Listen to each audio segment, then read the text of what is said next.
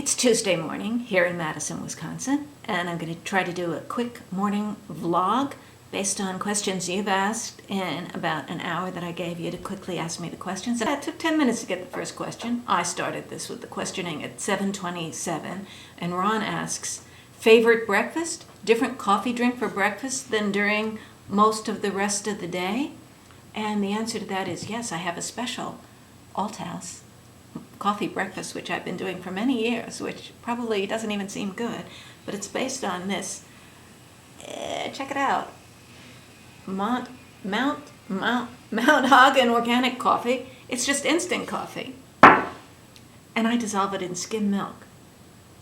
I just drink it, instant coffee in skim milk. Yeah, when I drink it, you can see the undissolved part in the bottom. Isn't that gross? Is it good? It's kind of good instant coffee. I'm not making coffee. If I want coffee, I'll go out for coffee. I'll go out for coffee later. But this is just a nutritional, caffeinated startup. And I've been drinking it for years. And I actually feel bad if I run out of the instant coffee. I feel bad that I don't have it.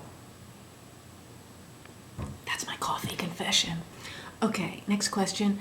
Best thing about New York you're looking forward to reconnecting with? I'm moving to Brooklyn to visit at Brooklyn Law School next month. So that's the issue is, and I lived in New York for 10 years a while back in the 70s. So and the early 80s. Thing, first of all, he says thing, not person. So I'll go with thing. Reconnecting with means I have to have done it before. So that eliminates people and new things that I might do. And with that limitation, I would say it's just the feeling of walking on city streets. I love to walk on. I love to go for walks around here, but it's not as walkable of a place. New York is just really walkable, and I like to go for long walks. I think walking around Brooklyn Heights, where I'm going to live, will be nice. I like to walk across the Brooklyn Bridge. I love to walk around Lower Manhattan. Should we expect Madison to climb up in the best city rankings while you're away? Ha ha ha. He puts an emoticon laughing. Yeah. Madison will vastly improve without me dragging it down. And Brooklyn to lose ground while you're there? Well, Brooklyn is such a big place. It's the largest city in the U.S. if it's considered as a separate city? It's right up there. I don't know what the ranking is, but very high up there. So I think the mere addition of me is a mere drop in the bucket, either positive or negative. Depends on what you've got in that bucket. No wisecracks. Are you excited to return to the scene of your college hijinks and protest years? Number one, I went to college at the University of Michigan. I went to law school at NYU, and I was quite a bit older. I was 5 years between college and law school, and I was not protesting in law school. In law school, I was just trying not to let it show that I didn't get much of an education undergraduate, where I went to the University of Michigan in 1969, when it was the height of protest activities and stuff. And then after 1 year, I transferred into the art school. So even though I took some academic courses, I was seriously undereducated for the crowd. So I was just trying not to let it show it too bad. And somehow pulled it off. Yeah, did I protest in Michigan? Mostly I was an artist and a hippie-ish kind of a person, not full-out hippie in the drug sense, though. I was sort of a bystander watching the sort of serious hippies and the SDS types, and I didn't really protest myself, other than I didn't myself protest, other than to do a little bit of the boycotting of classes and walking around chanting about affirmative action at the University of Michigan. I think it was in around 1970 that there was a student strike to try to get the University of Michigan to adopt affirmative action. And I remember the chant. It was open it up or shut it down. So we were shutting it down because they weren't opening it up. And that was the big issue. That's the only one I ever participated in.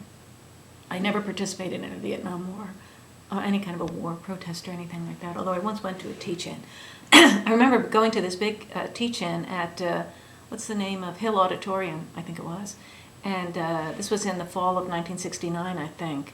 It was on TV. There were all these TV cameras. They were out to see what the kids were doing. And I remember the most exciting moment of this teach-in was someone up on the stage said, built up to this crescendo of the speech where he or she, I can't remember, said, I don't think it would be so bad if North Vietnam won the war. and a cheer went up in the auditorium. That startled me, but everyone was against the war, it seemed, or you kept quiet about it, like I kept quiet about the fact that I had no education. We don't need no education. When I went to law school, do you expect to post more or less? There's some kind of air brakes out there. It's not a bodily function sound emanating from me, please don't think. There's one of those trucks out there with those brakes. Those flatulent brakes. It's not me, please don't think so. Do you expect to post more or less on your blog? I have detected a change in your posting pace and quantity lately. No, I'll do my usual thing. How much I post depends on sometimes how much I have to say, how much other things are going on, what inspires me. I don't know if I'm posting more or less in the summer.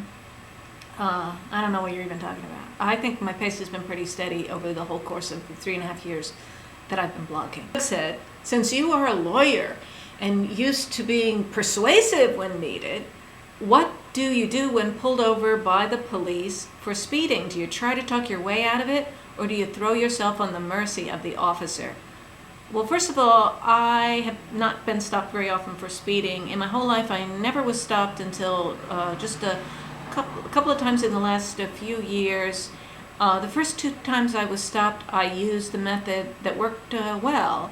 I was driving a green Volkswagen Beetle, though. This worked when I was driving a green Volkswagen Beetle, and I was very close to where I live. The conclusion is, just say you're sorry. Do not argue with them. Defer to their authority and say you're sorry and be real nice. Austin says, I'll re-ask my question from last time since it was too late. How do you feel about English words that have the exact same definition?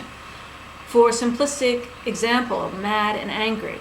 Personally, I would like to believe that every word is at least subtly different from every other word, but there does seem to be some redundancy. Well, I like that there are lots of words in English, and a lot of it is because we have different language sources for English. Some things come from the French or the Latin or the German or whatever, and so that leaves a very rich language.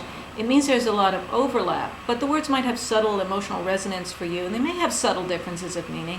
You can work on trying to give those words different meaning. But a nice thing about them is that when you're writing, especially if you're writing poetry, the sound of the word can be helpful. So if you need a 1-syllable word for a poem for it to scan, say mad. If you need the 2 syllables, say angry. And then there's things like infuriated and rabid and, all these words. And just stopping and starting to think about them should make you just love words and want to write more stuff and think about different. Eric Muller said, how have your faculty colleagues responded to your blogging fame? Well, this is Wisconsin. People don't show their feelings. AJD said, Eric, come on. Come now. Annie is, I don't like to be called Annie, so I don't even want to talk to this guy. Annie is not, and now I'm just giving you ammunition. If you want to make her mad, call her Annie. Well, how do you like the way there are different words for the same thing? There's Anne, there's Annie, there's Annabelle, there's Annalie, there's Anna Banana, which is what my grandfather called me. But my preferred form of address is either Professor or Althouse. You can call me Professor Althouse, Professor A, Professor, or just Althouse. Those are my preferred forms. If you're going to call me Anne, just make sure you don't, if you're doing this in writing, don't put an E on it. None of that fancy crap for me or my parents. Anne, just plain Anne, okay? Annie is not a reliable narrator on that one. All she knows is what they actually say to her face. The real action is what they do not say to her. Of course, it's passive aggression.